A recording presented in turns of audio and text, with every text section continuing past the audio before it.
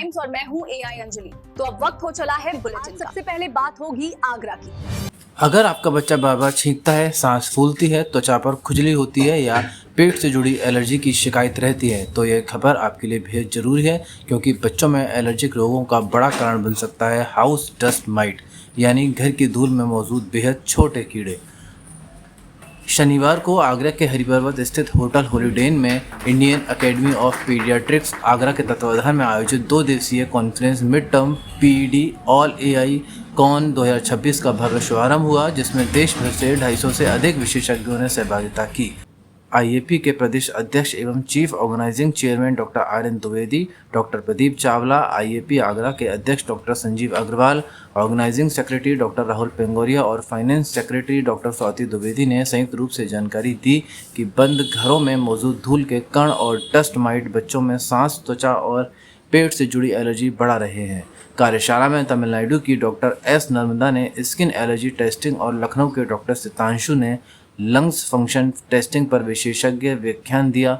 वहीं panel discussion में doctor Neeraj Gupta, doctor Nitesh और डॉक्टर सौम्या नागराजन ने एलर्जी के कारण, बचाव और आधुनिक उपचार पर विस्तार से चर्चा की। कॉन्फ्रेंस का उद्घाटन मुख्य अतिथि वरिष्ठ बाल रोग विशेषज्ञ डॉक्टर एच परमेश ने किया। स्वागत उद्बोधन डॉक्टर राहुल पेंगोरिया, आभार व्यक्त किया डॉक्टर आर.एन. द्विवेदी, जबकि मंच संचालन डॉक्टर स्वाति द्विवेदी ने किया।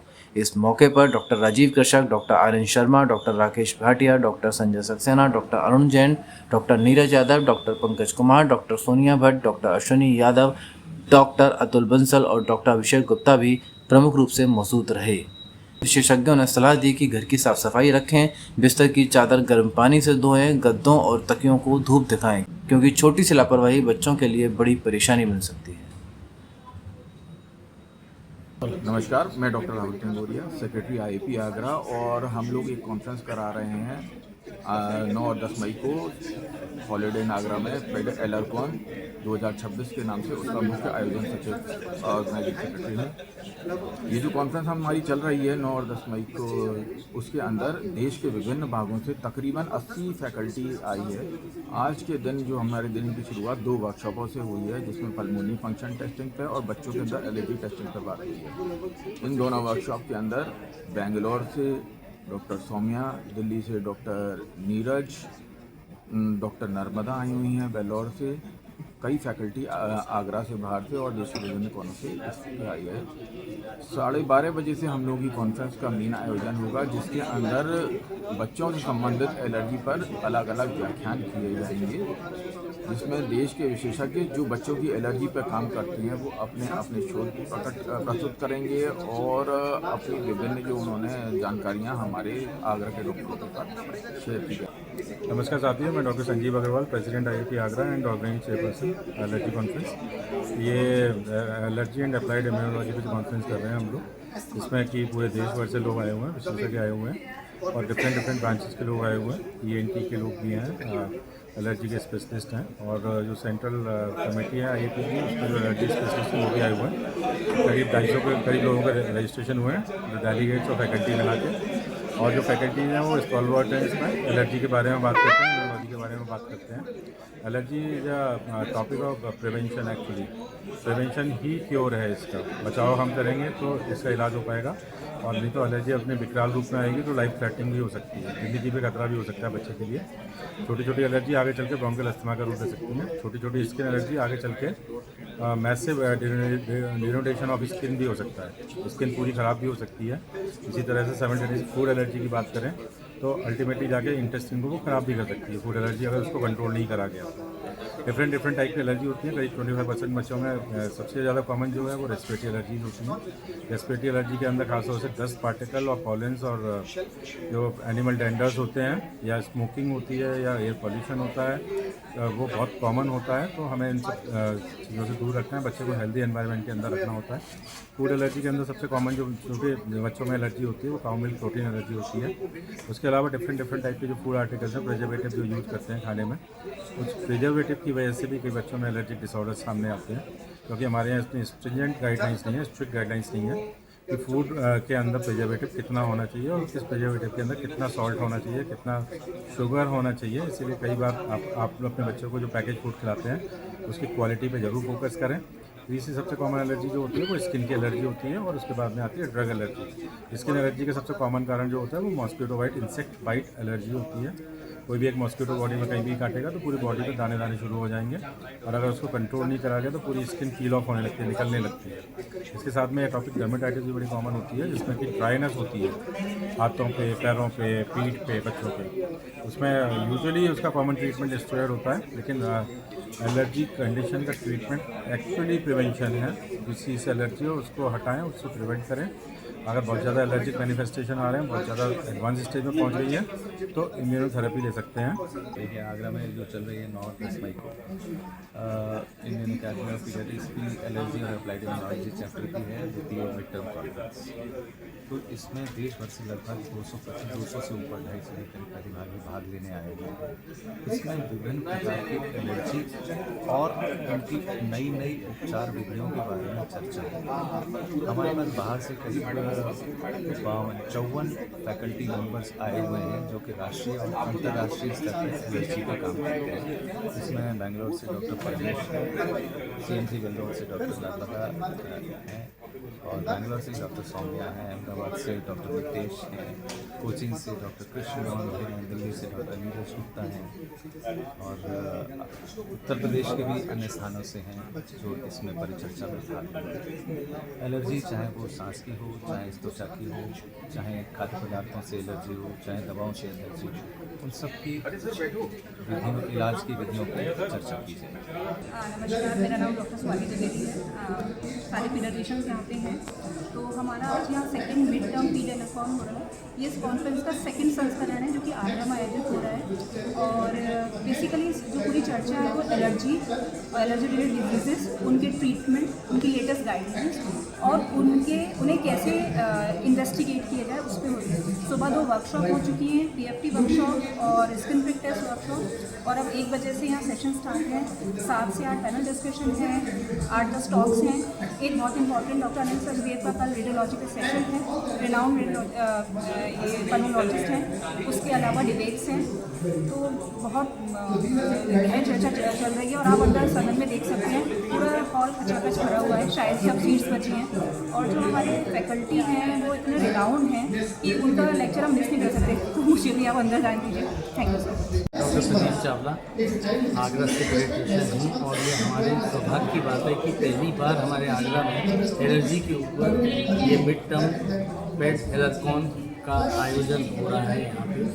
और ये एलर्जी इस समय पे एक ऐसा सब्जेक्ट बन गया है जिसके लिए हमें कई सालों से हम सोचते रहे, और अब नए नए इलाज, नए नए जाँचें हैं। तो पूरे देश भर के जो एलर्जी पे बाल रोग विशेषज्ञ काम कर रहे हैं वो सब यहाँ एकत्रित हुए, चिंतन चल रहा है। और आप देखेंगे कि सारे हमारे आगरा के पीडियाट्रिशियंस पूरे देश भर के जो डेलीगेट्स हैं सब वो सुनने भी आए, और जो एक्सपर्ट्स हैं वो अपने व्याख्यान यहाँ दे रहे हैं। ये 2 दिन की हमारी कॉन्फ्रेंस में आदान प्रदान विचारों का, आदान प्रदान नॉलेज का, आदान प्रदान ये पता चलेगा कि हमें नए टेस्ट क्या क्या कराने हैं और क्या क्या नए इलाज आ गए हैं, जिससे कि हमारे बच्चों को एलर्जी के क्षेत्र में तो बहुत फायदा। खाली हमारे आगरा में नहीं, जितने लोग बाहर से अपने शहरों में अगर वो जाके करेंगे इसको, तो पूरे देश के लिए एक एलर्जी वाले जो हमारे डिजीज़ वाले बच्चे हैं, बच्चों की ग्रोथ रुक जाती है एलर्जी की वजह से। नॉर्मल जो अच्छे स्पोर्ट्समैन बनना चाहते हैं वो नहीं बन पाते, जो अच्छी पढ़ाई में जाना चाहते हैं नहीं बन पाते।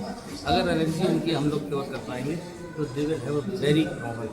तो आज ये सारा विश्लेषण यहाँ पे चल रहा है। मेरा नाम डॉक्टर नीरज गुप्ता है। मैं दिल्ली के सर गंगाराम अस्पताल से एलर्जी और बच्चों के विभाग से काम करता हूँ। और एलर्जी जो है वो हमें समझना है कि एलर्जी क्या है।